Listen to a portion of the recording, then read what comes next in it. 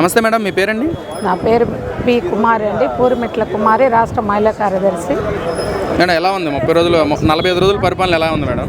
ఏమండి, ఇన్ని రోజులు ఈ అరాచక నీచ నికృష్టమైన ప్రభుత్వంలో జనాలు ఎంతో ఇబ్బందులు పడి జనాలు మానసికంగా క్షోభపడ్డారు. ఈరోజు అందరు కూడా ప్రతి ఇంట్లో పండగలాగుందండి. ప్రతిదీ ఒక్క నెల కూడా నెలలో ఎన్ని అమలు చేస్తున్నారు, ప్రభుత్వం ఎంత కట్టుదిట్టంగా ఉంది, అరాచకాలు తగ్గినాయి, రౌడీయిజం తగ్గింది, అల్లర్లు తగ్గాయి, అన్నీ తగ్గాయండి. చాలా సంతోషంగా ఉన్నారు ప్రజలు. నేను జగన్ కనుక నుండి ఈ పాటికి అమ్మఒడి కానీ విద్యాదీవెన కానీ మొత్తం అందే అని చెప్పి వైసీపీ వాళ్ళు మాట్లాడుతున్నారు. సాక్షాత్ జగన్మోహన్ రెడ్డి కూడా మాట్లాడుతున్నారు. దానికి మీరేం సమాధానం చెప్తారు? అమ్మఒడి కాదండి, వాళ్ళు బొమ్మఒడి ఇచ్చారు. అమ్మఒడి అన్నారు, నాన్నఒడి తీసుకున్నారు, ప్రతిది కూడా పెంచారు. అమ్మఒడి ఎవరికి ఇచ్చారండి? రేషన్ కార్డు ఉన్న ప్రతి ఒక్క మహిళకు కూడా బిడ్డలకు ఇస్తామన్నారు. కానీ ఎవరికి ఇచ్చారండి? ఈరోజు వాళ్ళకి ఎవరికి ఇవ్వలేదు. 500 కరెంటు బిల్లు వస్తే 500 నీకు కరెంటు బిల్లు వచ్చేసింది, నువ్వు ఎలిజిబుల్ కాదు, నాట్ ఎలిజిబుల్ అని చెప్పి పక్కన పడేశారు. అంటే మినిమం నువ్వు 60 రూములు పెట్టుకొని వేల కరెంటు, లక్షల కరెంటు వాడితే మేము కనీసం ఒక్క 500 రూపాయలు పేదవాళ్ళకు వాడకూడదండి? పేదవాళ్ళు వాడిన దానికి అమ్మఒడి లేదు వాళ్ళకి. అంటే ఇలాంటి ప్రభుత్వం అవసరం అండి జనాలకి. అందుకేనండి రోడ్డు పైన స్వచ్ఛందంగా వచ్చి ఈరోజు వాళ్ళు వచ్చి స్వచ్ఛందంగా వచ్చి ఈరోజు ఓట్లు వేయడం జరిగింది. ఇలాంటి నాయకత్వం, ఇలాంటి నాయకుడు, ప్రజలకు కావాల్సిన నాయకుడు కావాలి. ఏకైక వ్యక్తి చంద్రబాబు నాయుడు. మన భవిష్యత్తు, బిడ్డల భవిష్యత్తు, మన పరిపాలన బ్రహ్మాండంగా ఉంటుందని ఈరోజు ఎన్నుకోవడం జరిగిందండి. మొన్న జరిగిన వినుకొండ సంఘటన మీరు చూసే ఉంటారు. అది శాంతి భద్రతకి బాగా ఎన్డీఏ కుటుంబంలో శాంతి భద్రతలు లేవని చెప్పి వైసీపీలో కూడా మాట్లాడుతున్నారు. దానికి విధంగా చెప్తారు సార్? మాట్లాడడానికి ఎన్నైనా మాట్లాడవచ్చు సార్. రాక్షసులు వేదాలు వల్లిస్తే కుదరదు సార్. ప్రతి ఒక్కరు తెలుసు, సాక్షాత్తు అసెంబ్లీ అంటే ఒక దేవాలయంతో సమానం. అలాంటి దేవాలయంలోనే వాళ్ళు ఎలా ప్రవర్తించాలో తెలియని మూర్ఖులు వాళ్ళ మంత్రులు కానీ వాళ్ళ ఎమ్మెల్యేలు కానీ. అలాంటి వారు ఈరోజు వేదాలు వల్లిస్తే ఎవరింటారండి? అరాచకంతో కూడిన ప్రభుత్వం మీదండి. సామరస్యంగా పరిపాలించేది చంద్రబాబు నాయుడు గారండి. ఈరోజు కూడా ఏం చెప్తున్నారు? వాళ్ళకి మనకి తేడా లేకుండా పోతుంది, ఎన్ని చేసినా చట్టపరంగా ఎదుర్కొంటాం, మీరు ఎక్కడ కూడా అల్లర్లు గొడవలు చేయకూడదని చెప్తున్నాడండి మా నాయకుడు. అదేనండి చంద్రబాబు నాయుడు నాయకుడు నాయకత్వము. ఈరోజు రెడ్ బుక్ పేరుతో అందరినీ వైసీపీ కార్యకర్తలు కానీ ఎమ్మెల్యేలు మొత్తం మీద కక్ష సాధింపుగానే వీళ్ళు వ్యవహరిస్తున్నారని చెప్పి కూడా మాట్లాడుతున్నారు. అని మీరు లక్ష్య మాట్లాడొచ్చండి. ఆ రోజు పాదయాత్రలో చెప్పాడు, మీకు దమ్ము ధైర్యం ఉంటే ఆ రోజు మాట్లాడి ఉండాలండి. ఏమని మాట్లాడినారు? ఇదిగో ఈరోజు నిలబడి అక్కడ ఎక్కడ జరుగుతుంటే అక్కడ పాదయాత్రలో ఆ ఎమ్మెల్యే గురించి చెప్పాడండి. ఈ విధంగా చేస్తున్నారు, ఈ విధంగా అరాచకం చేస్తున్నారు, భూములు దోచేస్తున్నారు అని ప్రతిదీ ఆయన చెప్పాడు. చెప్తే ఎవరైనా మీకు ధైర్యం ఉన్నిందండి? లేదు, ఇది లేదని చెప్పే ధైర్యం ఆ రోజు లేదు మీకు. ఆయన రాసుకున్నాడు, ఇదిగో రాస్తున్నాను, రెడ్ బుక్ రాస్తున్నాను, మీరు ఏమేమి అరాచకాలు చేసినాటివి రాశాడు, చేయనాటివి రాయలేదు.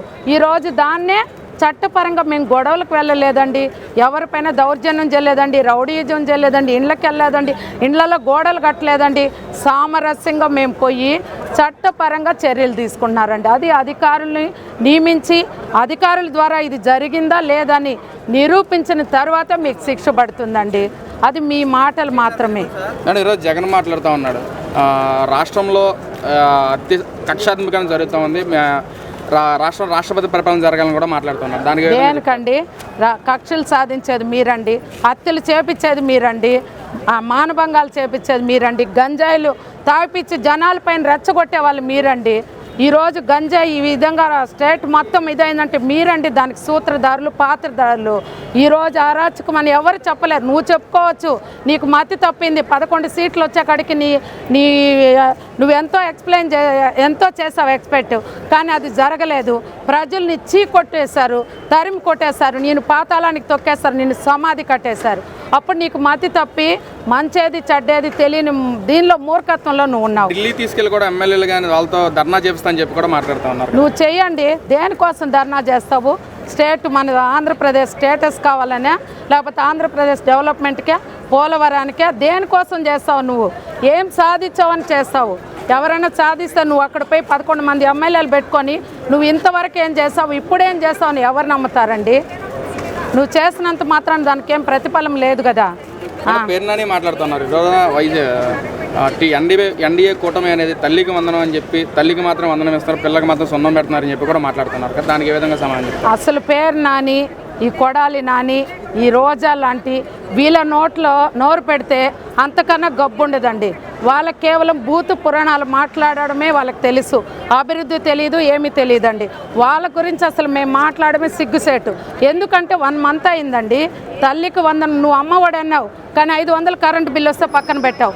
ఈరోజు అది కాదు చెప్పేది, 2 బిడ్డలున్నా 3 బిడ్డలున్నా కూడా తల్లికి వందనంతో బిడ్డలకు 15,000 రూపాయలు వేస్తానన్నాడు. 100% వేసి తీరుతాడు, దాంట్లో డౌట్ లేదు. మీలాగా కాదండి చేయడానికి. ఈ న్యాయమైన ప్రభుత్వం అండి, ఇది అభివృద్ధి చేయాలన్న ప్రభుత్వం అండి, ప్రతి ఒక్కరు బాగుండాలనే ప్రభుత్వం అండి. కాబట్టి ప్రతి ఒక్కరికి తల్లికి వందనం 100% వస్తుంది. మేడం, రోజా గారి వీడియో అయితే మన సోషల్ మీడియాలో బాగా ట్రోల్ అవుతుంది. తమిళనాడు గుళ్ళో ఒక మహిళలు పనిచేసే మహిళలు సెల్ఫీ కోసం వస్తే వాళ్ళని దూరంగా ఉండని చెప్పి కూడా హావభావాలు వ్యక్తం చేశారు. ఒక మహిళగా అలా చేయటం మీరు ఏ విధంగా మాట్లాడతారు? ఒక మహిళ కాదండి, ఒక మహిళ కాదు, ఆమె ఒక మొగరాయుడు. ఎందుకంటే ఇంతకుముందు కూడా పుత్తూరులో ఒక సంఘటన జరిగింది. ఎందుకంటే పిలుస్తా అంటే వస్తా అంటే వీళ్ళు వస్తా అంటే దగ్గరికి ఎస్సీలు ఎస్టీలు దూరంగా ఉండండి అనింది. ఆమెకంటే ఆమె ఒక్కటే ఈ ప్రపంచంలో మంచి వ్యక్తి. ఆమె కడమందురు అంటరాని వారు అనేవారి భావన ప్రతి ఒక్కరు టీవీలో చూసాం. ప్రతి ఒక్కరు హ్యాండ్ ఇచ్చింది, ప్రతి ఒక్కరితో మాట్లాడుతోంది. కానీ అదే వాళ్ళు అక్కడ పనిచేసే సులభ వాళ్ళ దగ్గరికి వచ్చే అక్కడి నుంచే ఇట్లా అనేసింది. అంటే వాళ్ళు మనుషులు కాదా? వాళ్ళు మనుషులు కాదండి. నీకు అందచందంతో ఉండి డబ్బుండే వాళ్ళు మాత్రమే నీకు మనుషులా? అలాంటి అరాచకమైన రోజా అన్నమాట. ఏమాత్రం మానవత్వం లేని ఒక మహిళ అండి. సిగ్గుసేటు మహిళ అని చెప్పుకోవడానికి మాకు కూడా సిగ్గుసేటు. గతంలో చూసుకుంటే రోజా గారు ఇంటింటికి ఎలక్షన్స్ అప్పుడు ఓటు కోసం తిరిగినప్పుడు కూడా వాళ్ళ విలేజ్లోనే నిద్ర చేసిన టైం కూడా ఉంది. అలాంటి మనిషి ఇలా చేయడం ఎలా చూడొచ్చు? అవునండి, ప్రభుత్వం ఓట్ల కోసం అలా చేస్తున్నారంటారా?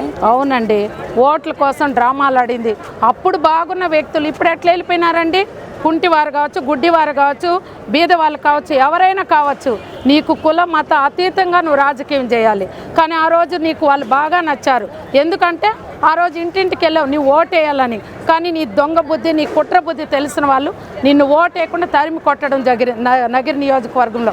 నీ అరాచకాలు, నీ అన్నదమ్ముళ్ళ అరాచకాలు, పొలాలు కొట్టేయడం, ప్లాట్లు వేయడం బాగా సంపాదించుకున్నావు నువ్వు.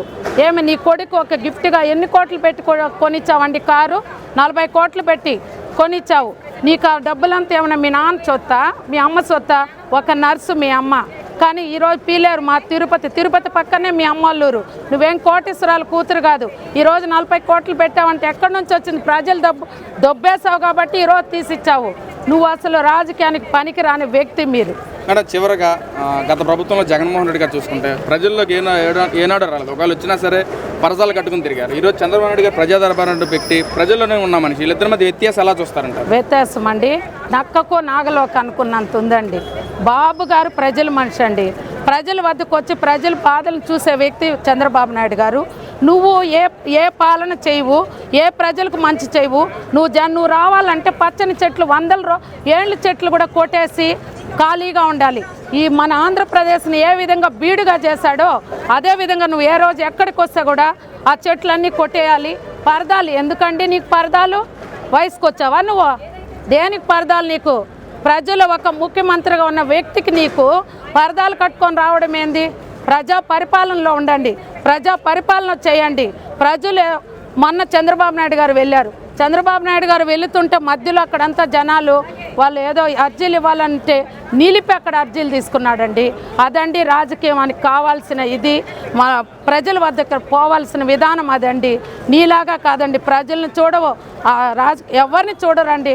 తాను ఏదో ఉండడమా, తను అంతవరకు అతను పనికిరాడని ప్రజలే తగు బుద్ధి చెప్పారండి. Thank you madam.